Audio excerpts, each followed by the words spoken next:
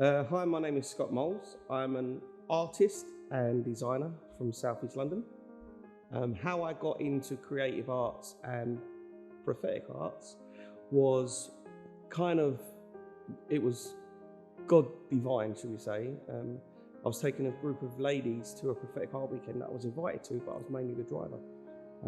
I'd never painted before. I was in my 30s and took part in the class. And there was two great artists that was there, James and Barry Long, and they said, there's something in what you're doing. And before I knew it, if I'm being honest, I asked, in obedience to God, if this is something that you want me to do, then I'll try it. But I'd done probably 23 years of youth work, and I really thought that was my calling. I didn't know God had other plans. But in obedience, I walked forward, and before I realised it, within 6 months, I was painting live on stage, very unprepared, very unskilled in my view of things. But God has a plan, and humility is the first thing you learn. And when I was a man's man, I was a builder. I've done martial arts and boxing, so picking up paintbrushes and painting pink things and love hearts is not something that I'll really look at. It's something that I'll be doing. But to share the gospel through colour, to share God's words and God's encouragement and to see healing, it's a totally different level than the ego that some of us men can carry. And I realised that. So I walked into it, and as soon as I walked into it, I started seeing in HD, and God opened my eyes to really what was going on in the world. As a Christian male especially. And I realised that within no time at all, I was being asked questions about what prophetic art was, and realising there was a calling and a cause to build churches, build individuals in a way that wasn't really available at the time. This is going back 12 years.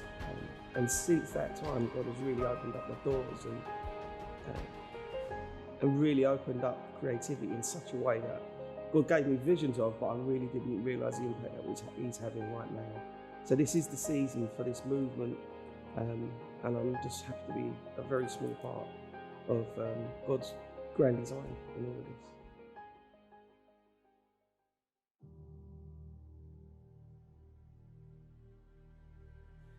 My faith, the way it influences, I think it's obedience, really, because when you have a faith in God, I mean, I'm not perfect, I'm far from it, but I've realised that God can use anyone at any time to do anything for His purpose. And I realised also that we're not just a one-trick pony, there's so much more to us. God downloads us with gifting, and it's whether we tap into the giftings that He's downloaded into us and actually use it for His purpose, and realising that we can learn new things at any time. And I've realised that being that I've done the youth work, I had a lot of youth work experience and working with people. Didn't realise that was a skill that was going to be moved over into creativity. I was a builder for many years, so I understood how to overcome problems and issues and situations that I may well be in.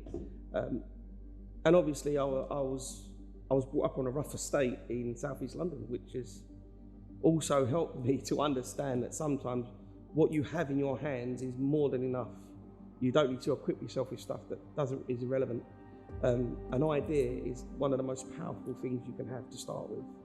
And when it's ordained and there's a placement that God has in it, all of a sudden, from having nothing to having something of an image, and then working through that image and saying, God, what do you want me to do with that image, and how do you want me to flow, even though you feel as if you're not good enough sometimes, and there's anxiety sometimes that can build from that. But when you tap into God's faith and you walk in that, I've learned from my own faith that I can really do so many different things if I just tap into what God's got on offer without being fearful of what others may think, which I really don't care anyway what anyone thinks, if I'm being really honest.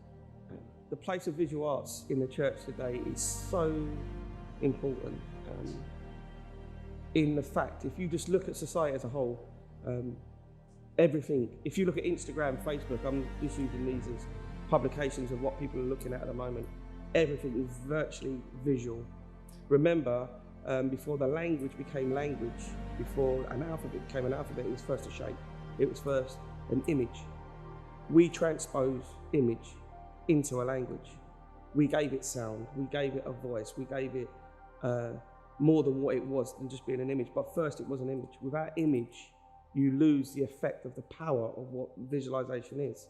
So for me, the church needs to move forward, because if you're, I'm also a teacher and instructor, so I understand the theology that goes behind teaching people, and I understand everybody's different, and everybody learns in different strains and different designs and applications. So if you gave, the church as a whole needs to move forward in the sense that to understand that everybody does not learn the same. Everybody does have visions, and the impact of God is different for each one of us.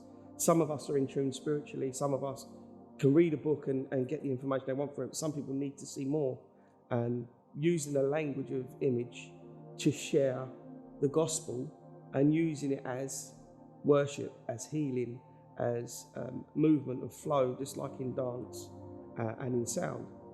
God's got a plan for this, and God's always had a plan for this. The first thing we know about God is that He's creative. He's designed us with His DNA to be creative too. It's always been a stem of the way we've been designed. It's just that we closed the door many years ago, and now the door's being reopened. The church needs to grasp and hold on to the people that are creative, because we are the ones that share the knowledge, share what God has on offer from a different, totally different aspect than we're used to. So right now, I think it's really important that the church grasp the fact that people are creative. We're not all designed to sit in pews while we worship and listen. I have to be doing something when I'm listening to something. It's the easiest way to explain it. If I'm painting, I can concentrate on more what's being said than if I'm just staring, falling asleep sometimes listening. So that's where I'm at.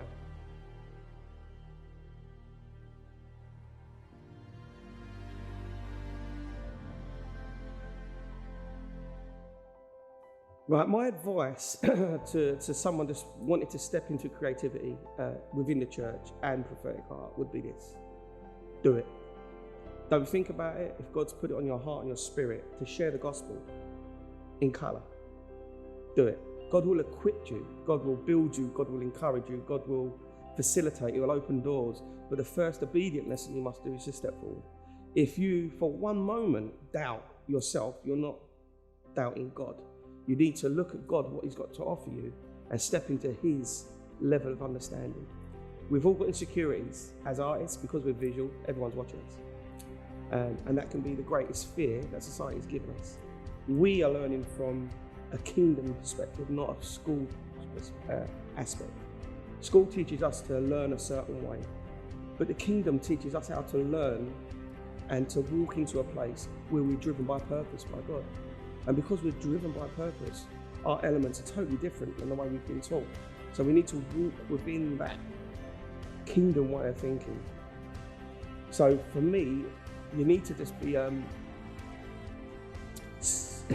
the key to it is prayer. Spend your time praying, spend your time developing your relationship with Christ. Don't do what everybody else says. Each one of us are designed uniquely to do His work. You can't be me to do my artwork and then turn into me. You need to be unique in your own style. So you need to walk into it and realize that God's made you for your purpose to do His work. So you need to be confident in the fact that God's going to equip you. And also, don't be afraid to ask. That's key as well. I always say to people, whenever I meet people, especially from the Christian background as Christian artists, we are here to share the gospel before we worry about cost and funding. My job as a Christian artist is to share the kingdom from a platform of a canvas, or maybe a piece of paper, or it may be digital art. And my sole job is to share the gospel. God gives you a download, and remember the image that He's downloaded to you is already in heaven. He's just gifted us with it, gifted us with that knowledge to share. So it's very important that you realize that one day you're going to see that image. And God will say, you remember that image on the download I gave you? This is the original. So partner with God and build that relationship with Jesus. Build a relationship with the heavens so you can outpour the heavens onto earth. So yes, stand up, pick up a paintbrush, no excuses, step forward and get on with it. It's my greatest piece of advice I could give you.